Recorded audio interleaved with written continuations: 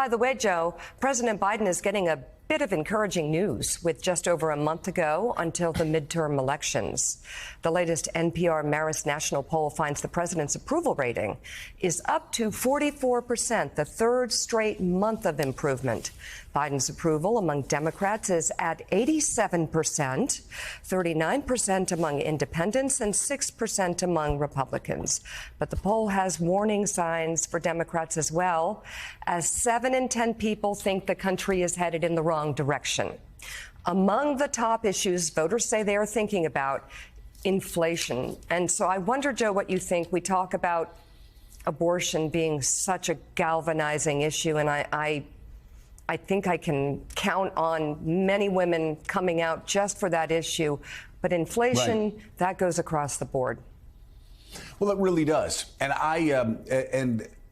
I must say, Michael Steele, it's interesting. 3-4 months ago, people were saying, well, Biden's approval ratings are low, but the Democrats are doing very well. Now we have Joe Biden doing pretty well. There's also a Morning Consult poll that was out yesterday where Joe Biden's up to 46%. Democrats are doing pretty well in the generic ballot test. But what you're hearing in media, what you're reading in media about the top issues, about Dobbs, about abortion, being an overwhelming motivator this year, not showing up in polls. Now, I'm not, please, as Elton John said, don't shoot me, I'm only the piano player. Maybe it will be. Maybe, I suspect, probably like Kansas, women are going to be a lot more engaged than even polls pick up.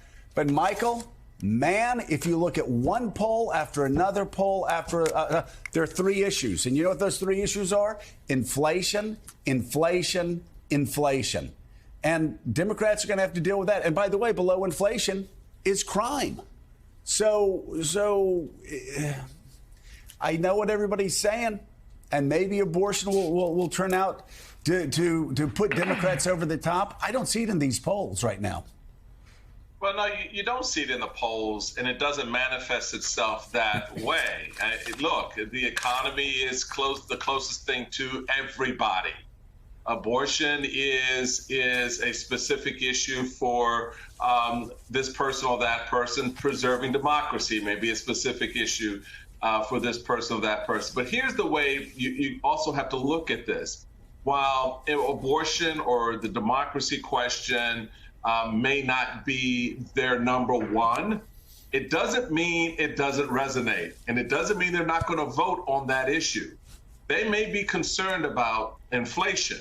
And we've seen this, Joe. We've seen this trend line in the numbers. Voters are beginning to bifurcate and pocket how they're looking at these issues. Joe Biden is underwater, but Democrats are carrying the generic ballot, right?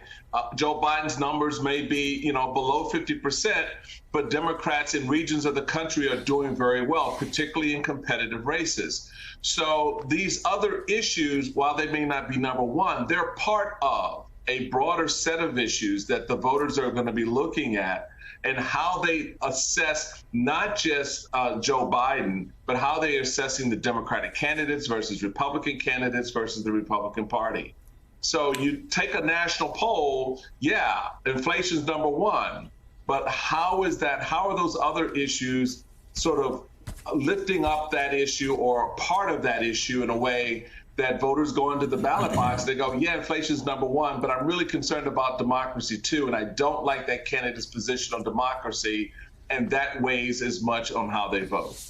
Well, and there's a national poll, obviously, Willie, and we've talked about it before. You can't really even tell how the generic polls are going to play out, because Democrats may get a lot of support in states like California, New York, and perhaps that might inflate it a little bit. But it's a race by race, a district by district, state by state campaign. You look at the state of Michigan and you look at Gretchen Whitmer. She is doing great because her opponent is extreme on abortion, says 14-year-old girls who get raped by their uncle are a perfect example of why she wants the state to force them to have the rapist baby. Yeah, there was a new poll out 2 days ago that shows Gretchen Whitmer, Governor Whitmer, up by 15 points now in that race. A lot of that goes to the extreme language we've heard from her opponent, including the fact that she said a rape can be healing to deliver the baby of the rapist. So that's not working in the state of Michigan, at least.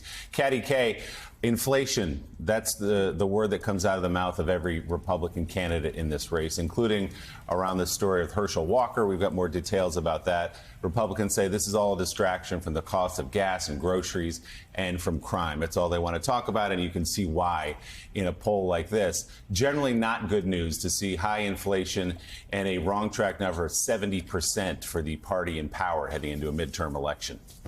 Yeah, and we'll get to it later, but that news out of OPEC saying that they're going to cut oil production only is going to raise prices and raise inflation more. If we think back over the last few months, Willie, when was it that Republicans were looking particularly strong and Democrats were looking particularly on their back feet?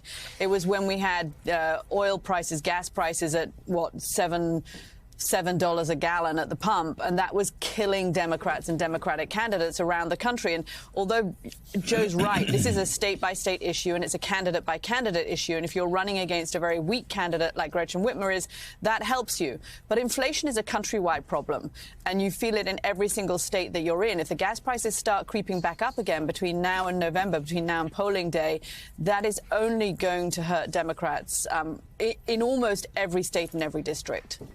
Interesting, John, to see the use of President Biden now, too. He'll be in upstate New York today, visiting the IBM factory. And what a president with a 44% approval rating and 70% wrong track, what he can do or what he may not want to do for certain candidates in these races. Yeah, it's a deliberate White House strategy to tout accomplishments. In this case, the Semiconductor Act, the CHIPS Act, he's going to be able to talk about that. It's done there in a swing district in upstate New York, as well as fundraise. He's got fundraisers in New York and New Jersey tonight. He's making money for his party. They think that's a better use of his time and travel than heading to some of the more competitive districts out there. White House certainly nervous. I know we'll talk about OPEC a little later. It's gas prices. Chief of Staff Ron Klain says he starts every day checking the price of gas. That's not going to be a great number. Republicans bullish right now. They feel like the national conversation's turning to the economy. It's turning to inflation. They think that's good for their candidates. They're briefing reporters on a daily basis saying, hey, we think we've got momentum. Democrats, though, they push back with this. They do think Dobbs is still an animating factor. The last couple of cycles, Republicans with Trump have had more success bringing new voters to the polls. Democrats think this time around, it's them. It's new voters, new women voters who will come and vote Democratic in November.